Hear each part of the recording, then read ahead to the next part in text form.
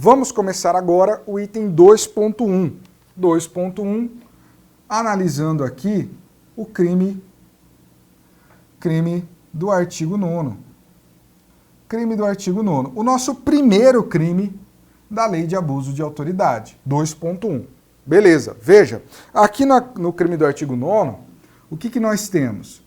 Nós temos uma conduta no caput e nós teremos também figuras equiparadas no parágrafo único. Aqui, além da conduta criminosa do caput, nós teremos aqui outras no parágrafo único que são o quê? Figuras equiparadas. No parágrafo único eu tenho figuras equiparadas, são outros crimes, outras condutas criminosas, mas que vão receber a mesma sanção penal da conduta criminosa prevista no caput, do crime previsto no caput no início aí do artigo 9º, mas estão dispostas no parágrafo único que a gente vai ver daqui a pouco. Então, quando eu colocar caput aqui para você, você já vai saber que nós teremos figuras equiparadas no parágrafo único. Quando eu não colocar nada, você vai saber que o crime se concentra apenas no caput do artigo. Eu vou fazer dessa forma, porque tem crime que tem figura equiparada, tem crime que não tem, então para ficar de modo organizado aí no seu material, que eu acho importante esquematizar tudo aqui no quadro para você. Beleza? Mas vamos começar, você vai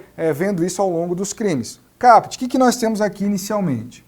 A conduta de decretar medida de privação de liberdade, e aí você acrescente ao lado, em manifesta desconformidade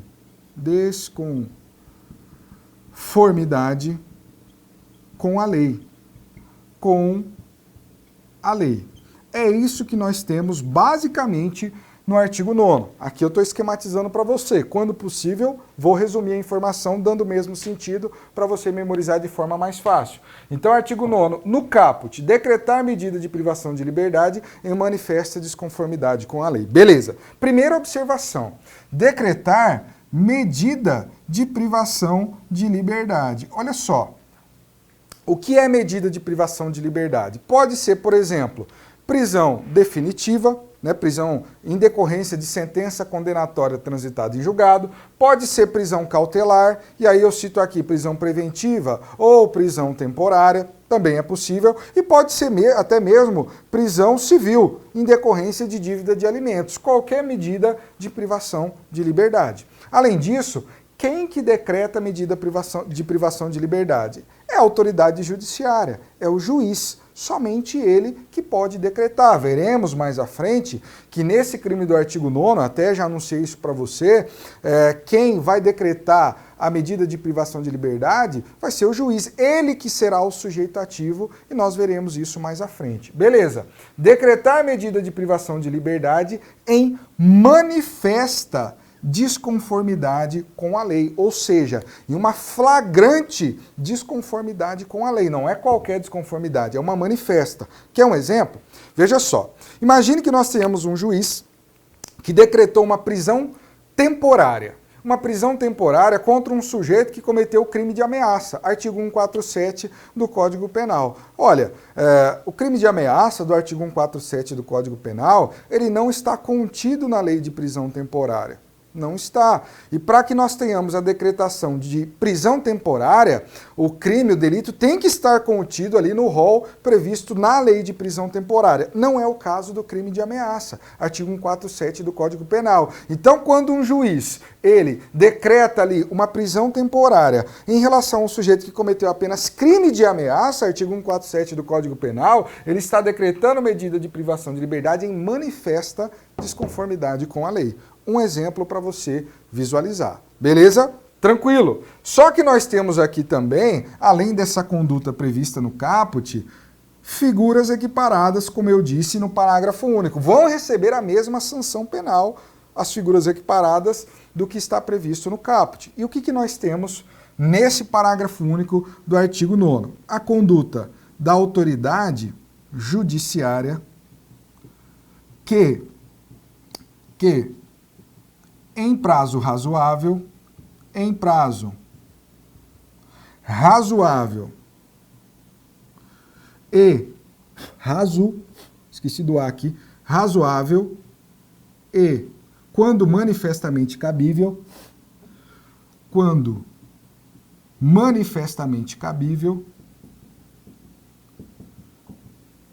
manifestamente cabível, coloque aí, deixa de o quê? Primeiro, relaxar prisão ilegal. Relaxar prisão ilegal. Essa é a primeira situação aqui do nosso parágrafo único. Perceba, a autoridade judiciária que em prazo razoável e ainda quando manifestamente cabível, né? Aqui tem um E, deixa eu colocar para você ficar bonitinho, e quando manifestamente cabível, deixa de.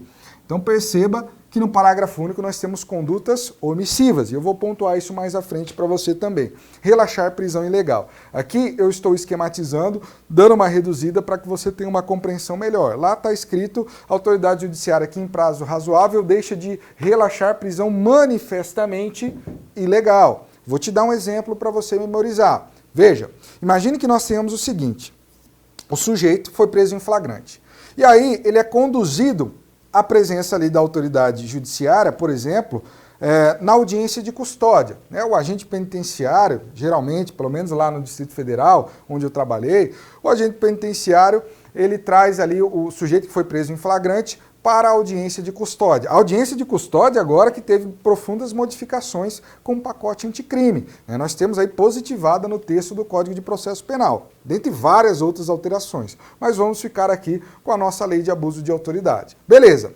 Só que nessa situação, o que nós temos? A prisão em flagrante é manifestamente ilegal. O flagrante efetuado foi ilegal. Isso está manifesto. Então, nesse caso, o que o juiz teria que fazer? Relaxar a prisão ilegal. Se a prisão é ilegal, o juiz tem que relaxar. E nesse caso, a prisão foi manifestamente ilegal. O flagrante foi manifestamente ilegal. O juiz tem que relaxar. O que ele faz? Ao invés de relaxar a prisão manifestamente ilegal, ele converte a prisão em flagrante, por exemplo, em prisão preventiva. Comete crime do artigo 9º na figura equiparada. Beleza? Ele deixou ali, dentro de prazo razoável, de relaxar uma prisão manifestamente ilegal. Só um exemplo para você visualizar.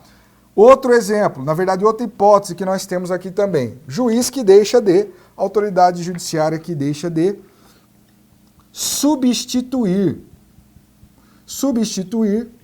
a prisão preventiva, substituir a prisão preventiva por, primeiro, medida cautelar diversa da prisão, né, as cautelares diversa da prisão, ou cautelar diversa, ou de conceder liberdade provisória. Liberdade provisória.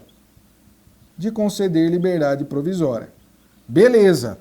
Segunda situação aqui, trazida pelo artigo 9º, parágrafo único.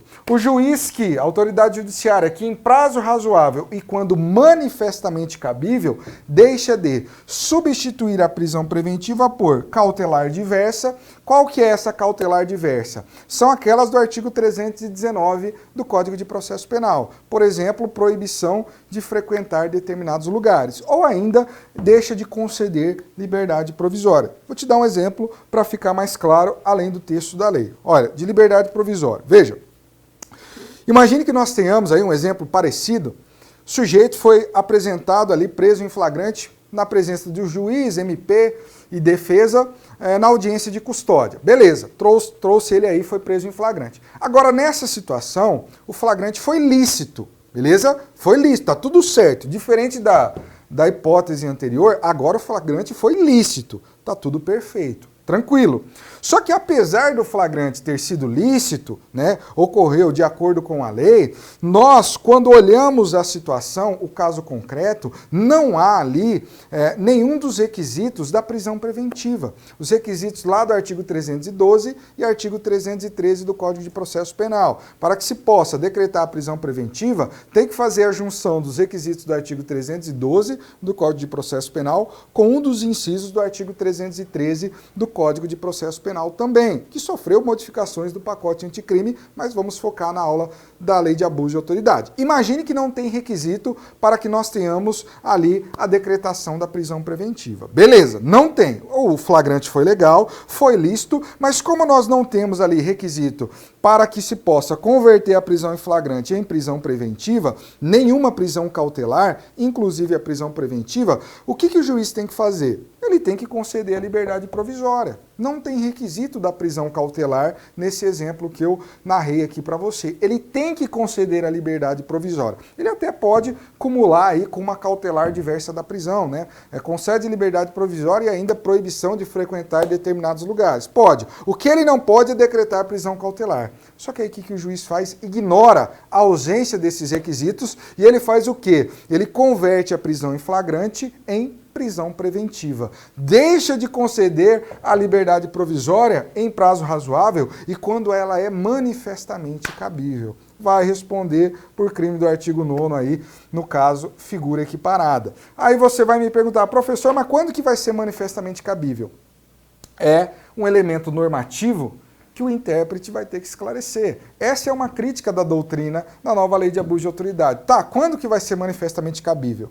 O legislador não trouxe, não nos disse, né? Isso vai ficar a cargo da própria doutrina e da jurisprudência. É uma crítica que se fazem aí à nova Lei de Abuso de Autoridade, só que a gente deixa a crítica de lado e vamos nos concentrar no texto legal. E nós temos ainda aqui a situação de um juiz da autoridade judiciária que deixa de deferir liminar ou habeas corpus, ou HC, ou habeas corpus. Veja, imagine o seguinte exemplo. Imagine que nós tenhamos ali a defesa, ela ajuizou um habeas corpus, impetrou ali um habeas corpus há vários meses já. Há vários meses que esse habeas corpus, impetrado pela defesa do réu, está ali no cartório, né, do juiz, está na mesa do juiz lá. E o que o juiz faz? Deixa lá. Faz vários meses que o habeas corpus está lá. Imagine também que esse habeas corpus é manifestamente cabível. A sua concessão é manifestamente cabível. Estamos aí diante de uma privação de liberdade ilegal, por exemplo. O habeas corpus é manifestamente cabível. E faz muito tempo que ele está ali e o juiz não concede, né, não aprecia esse habeas corpus. Nesse caso, nós também temos crime do artigo 9º em sua figura equiparada. Perceba que a autoridade judiciária, dentro de prazo razoável e ainda quando manifestamente cabível, no exemplo que eu citei, deixou de deferir, nesse caso, habeas corpus. Crime do artigo 9º, beleza? Quando que é manifestamente cabível? O intérprete vai ter que nos dizer, beleza? Mas por enquanto é isso que nós temos. Esses são os exemplos, essas são as hipóteses, mas nós temos ainda duas observações importantes. Primeiro, sujeito ativo. Quem que é o sujeito ativo aqui? Quem que pode cometer o crime do artigo 9º? Convenhamos, apenas autoridade judiciária. Autoridade judiciária, ou seja, juiz, ministro, desembargador, qualquer autoridade judiciária. Só a autoridade judiciária que decreta a medida de privação de liberdade. Só a autoridade judiciária que está, na verdade, pratica essas condutas e está até previsto ali expressamente no parágrafo único. Então não é qualquer agente público aqui, tem que ser autoridade judiciária, crime próprio da mesma forma. Beleza? O que mais? Conduta. Conduta. Qual que é a conduta aqui? As formas de conduta nesse crime. Veja, olha que coisa interessante. Nós temos aqui uma forma de conduta no caput e uma forma de cometimento da conduta no parágrafo único. No caput, nós temos o verbo decretar. Decretar remete ao quê? A uma ação. Portanto, no caput, nós temos um crime comissivo, ou seja, praticado por ação, decretar. Agora, no parágrafo único, nas figuras equiparadas, deixa de remete ao quê? A uma omissão. Então, no parágrafo único, nós temos notadamente crime omissivo. Crime omissivo próprio, beleza? Crime omissivo próprio. Parágrafo único, crime omissivo, caput, crime comissivo praticado por ação. Beleza? Fechamos o nosso primeiro crime, todo esquematizado aí para você no quadro. Tudo isso é letra da lei e alguns apontamentos doutrinários, como eu falei que faria. Vamos para o segundo crime. Crime do artigo 10. Crime do artigo 10. Olha só, o que nós temos no nosso queridíssimo artigo 10? Aqui, eu só tenho conduta criminosa no caput. Eu não tenho figura equiparada ali prevista no parágrafo único. Beleza, tranquilo. O que nós temos no caput? A conduta de decretar condução coercitiva,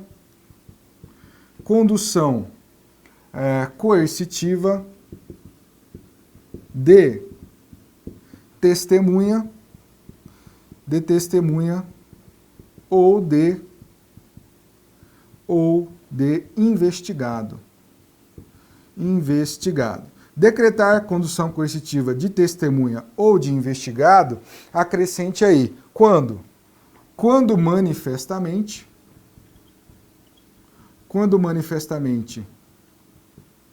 descabida, ou sem prévia intimação.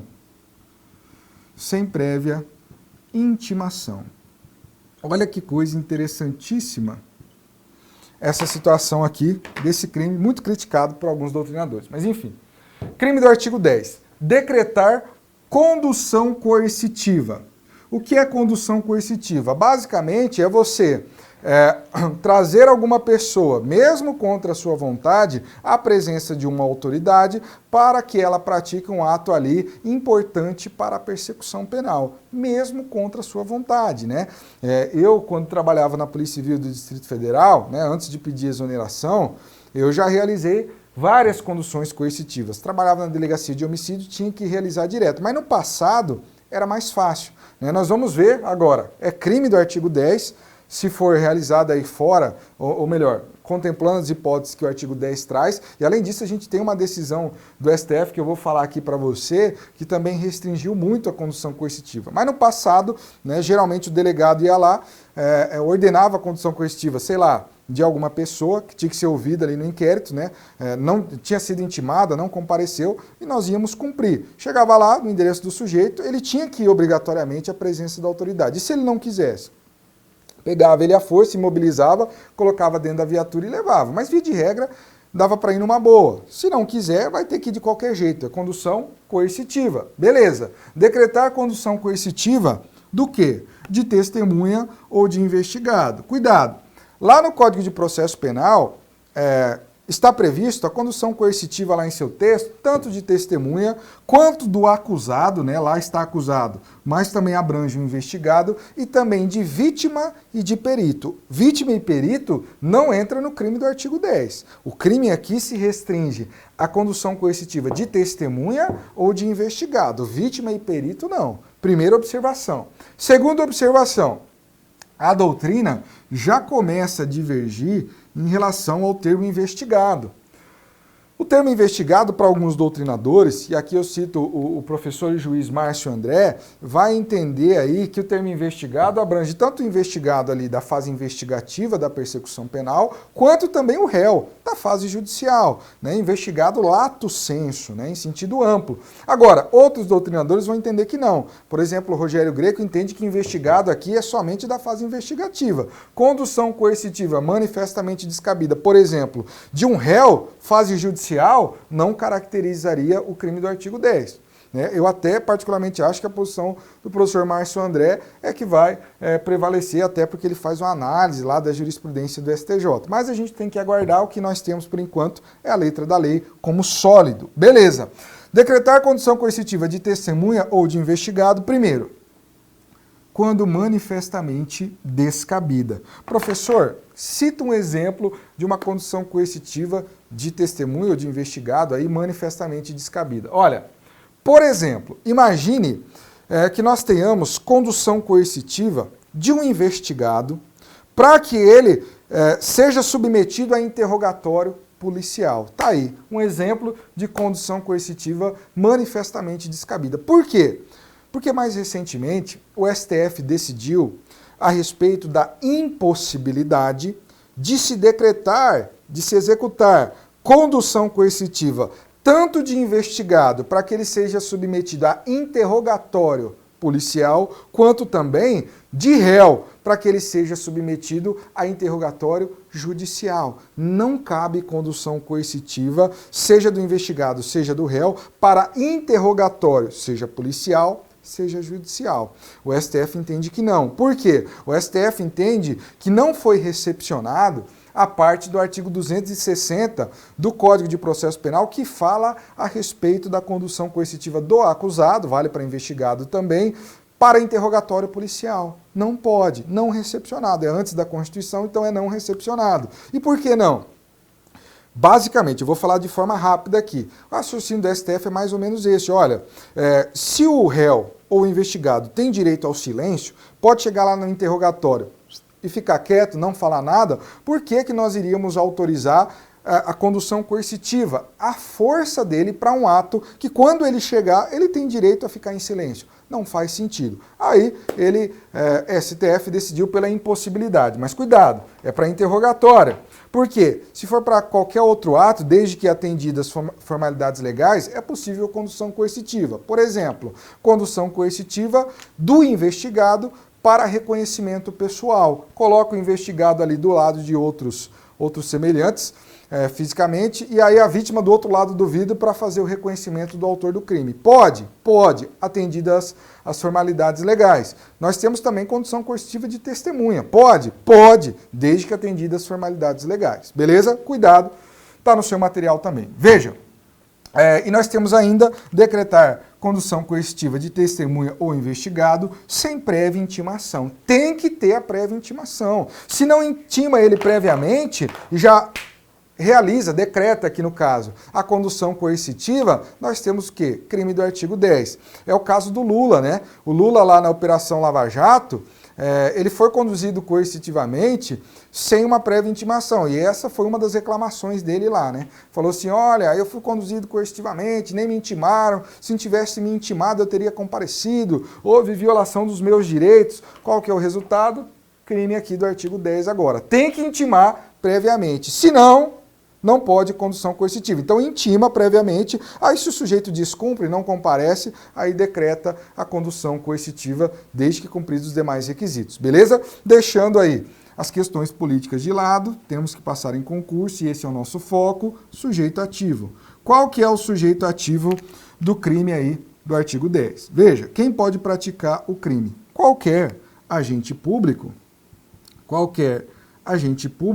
com a atribuição de praticar a conduta típica. Então, qualquer agente público que tiver atribuição de decretar a condução coercitiva pode praticar o crime do artigo 10. Qualquer um. O Ministério Público tem, delegado tem, juiz tem, não serão todos os agentes públicos, né? Mas qualquer um que tiver atribuição de decretar a condução coercitiva pode ser sujeito ativo aqui. Beleza? Tranquilo. Fechamos mais um crime. Vamos prosseguir. 2.3, crime do artigo 12. Crime do artigo 12. 2.3, crime do artigo 12. E aqui nós vamos colocar caput, porque nós temos várias figuras equiparadas aqui. E aí você vai me perguntar, professor, e o artigo 11? Né? Você falou do artigo 9º, do artigo 10º e do artigo 12º. Mas e o artigo 11º? Foi vetado pelo presidente da República e esse veto foi mantido, né? Então não entrou em vigor. Portanto, a gente pula e a gente vai analisar, obviamente, os dispositivos que entraram em vigor. E agora, crime do artigo 12º. Veja, o que nós temos aqui? No caput, nós temos a seguinte conduta. Deixar injustificadamente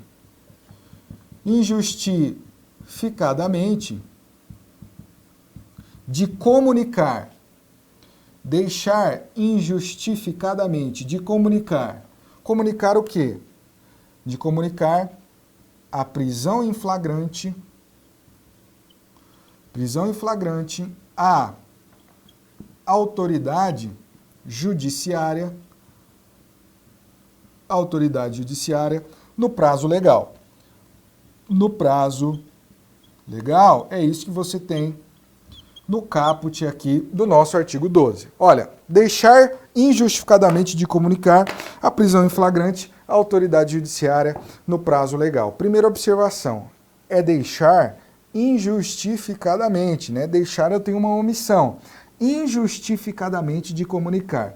Se houver uma justificativa plausível, nós não temos o crime do artigo 12, beleza? Tem que ser injustificadamente. Por exemplo, não foi comunicado ali a prisão em flagrante porque nós tivemos um problema nos sistemas de comunicação, queda de energia, caiu um raio. Aí não tem problema. Tem que ser de forma injustificada para caracterizar o crime do artigo 12. Deixar injustificadamente de fazer o quê? De comunicar. Lembre-se disso. Aqui nós temos a omissão na comunicação. É comunicação. Isso é importante. Deixar injustificadamente de comunicar o quê? A prisão em flagrante à autoridade judiciária no prazo legal. Você vai me perguntar, professor, qual que é o prazo legal da comunicação de prisão? Aonde nós temos isso? Artigo 306 do Código de Processo Penal no seu caput. Artigo 306 caput também está no material. O que está escrito lá? Está escrito ali no Código de Processo Penal que a prisão de qualquer pessoa e ainda o local onde ela se encontre tem que ser comunicado ao juiz, dentre outras pessoas que a gente vai analisar mais à frente. Mas tem que ser comunicado ao juiz. Quando? Imediatamente. O prazo lá do artigo 306, caput do Código de Processo Penal, para a comunicação da prisão é imediatamente. Lá está a prisão em local, mas aqui no caput nós só temos a prisão em flagrante, né, como crime. Então, o prazo é imediatamente, segundo o artigo 306 do Código de Processo Penal. Qual que é o prazo legal? Segundo a lei, imediatamente, beleza? Então, deixar injustificadamente de comunicar a prisão em flagrante ao juiz no prazo legal, conforme o artigo 306 caput do Código de Processo Penal, imediatamente, crime do artigo 12. Claro, tem que ser de forma dolosa, você já sabe disso. Veja, alguns doutrinadores, até mesmo lá no artigo 306 caput, vão entender que na prática a comunicação não é imediata. Então, eles vão abrir uma brecha para que seja comunicado em até 24 horas, que é o prazo previsto lá no artigo 306, parágrafo 1º do Código de Processo Penal, para o delegado remeter o auto de prisão em flagrante para o juiz. Não é o prazo de comunicação. Só que a doutrina, ela entende que a comunicação, esse imediatamente, na verdade, pode ser no prazo de 24 horas de remessa do auto de prisão em flagrante ao juiz. E aqui na nossa lei de abuso de autoridade. Alguns doutrinadores vão defender essa ideia também. Mas se você for pegar a letra da lei, é imediatamente. A letra da lei cai em prova. Então fique com a letra da lei. Beleza? Agora temos outras figuras equiparadas aqui que vão se desdobrar no mesmo artigo. Veja, olha o que nós temos aqui. Nós temos ainda, e agora a gente começa a adentrar nas figuras equiparadas do parágrafo único, a conduta de deixar de comunicar imediatamente. Aqui, o próprio artigo 12, no seu parágrafo único, aí, na sua figura equiparada, cita o termo imediatamente. Deixar de comunicar imediatamente. O quê? A execução de prisão cautelar, a autoridade judiciária que decretou a medida. Que decretou a medida. Então veja, primeira situação aqui. Deixar de comunicar quando? Imediatamente. A execução de prisão cautelar. Quando eu falo prisão cautelar, é prisão preventiva ou prisão temporária. É isso que está na lei. Mas aqui, para ficar mais conciso, prisão cautelar, preventiva ou temporária. A autoridade judiciária ao juiz que a decretou. Então imagina só que nós temos ali um delegado, esse delegado de polícia, ele cumpre uma prisão preventiva que foi ali decretada por determinado juiz. Ele cumpre a prisão preventiva, só que ele não comunica, né, dolosamente, ainda tem que ter o dolo específico. Não comunica o juiz que a decretou. Ele vai cometer qual crime? Crime aqui do artigo 12, por meio de sua primeira figura equiparada. Beleza? Cuidado! Nós temos ainda deixar de comunicar imediatamente a prisão de qualquer pessoa e o local aonde ela se encontra. E deixar de comunicar a quem? A família do preso ou pessoa por ele indicada. Ou pessoa por ele indicada. Então também é crime deixar de comunicar imediatamente a prisão de qualquer pessoa e o local aonde ela se encontre. A quem? Deixar de comunicar a quem?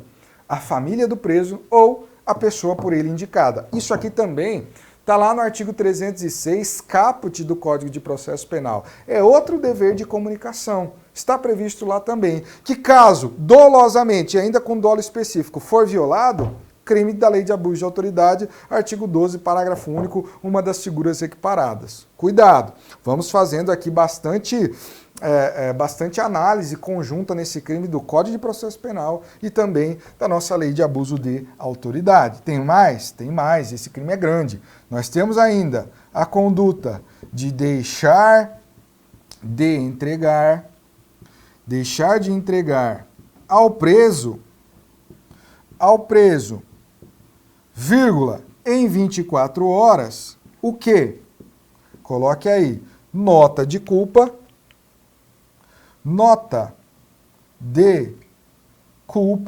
e aí acrescente, nota de culpa,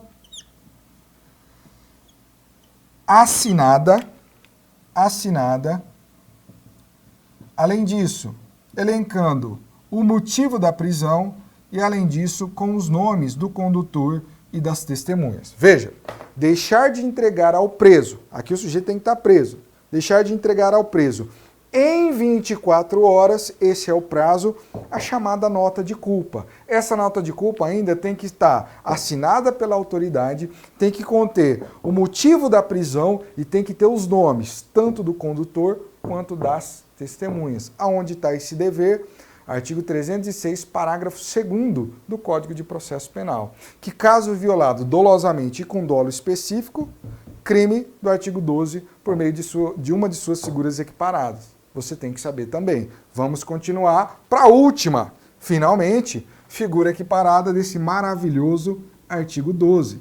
Olha, nós temos ainda a conduta de prolongar a execução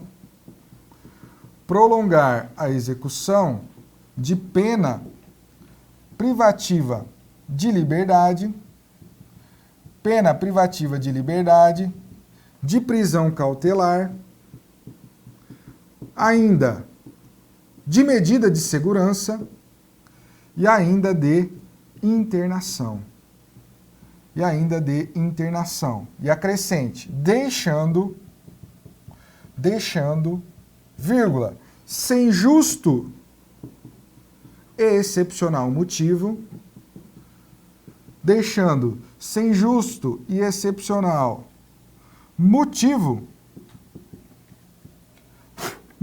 faltou ver aqui, motivo de fazer o quê? Já explico tudo isso.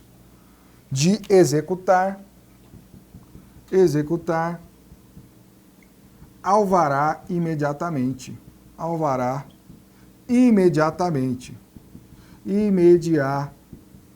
Olha só que legal.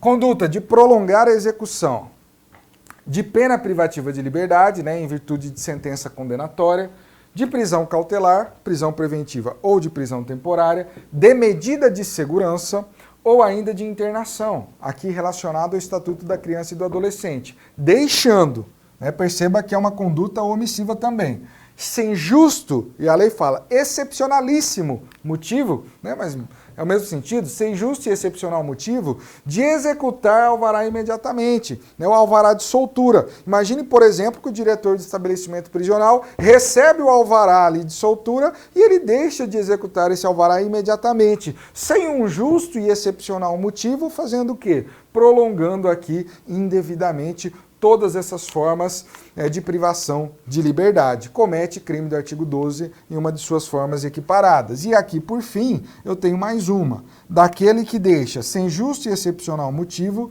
de promover a soltura do preso ali, esgotado o prazo judicial ou legal. Prazo judicial ou prazo legal. Também é uma conduta equiparada. Então, deixa de promover a soltura ali do preso quando for esgotado, seja prazo judicial, seja prazo legal, sem justo e excepcional motivo, causando essa prolongação indevida. Beleza? Texto da lei é o que você tem que memorizar. Além disso, sujeito ativo. Sujeito ativo aqui será quem? Qualquer agente público que possuir a atribuição de praticar a conduta típica. Qualquer um.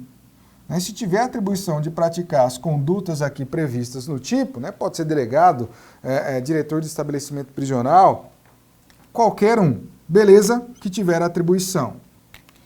E nós temos ainda que falar a respeito da conduta aqui. Qual que é a forma de cometimento da conduta?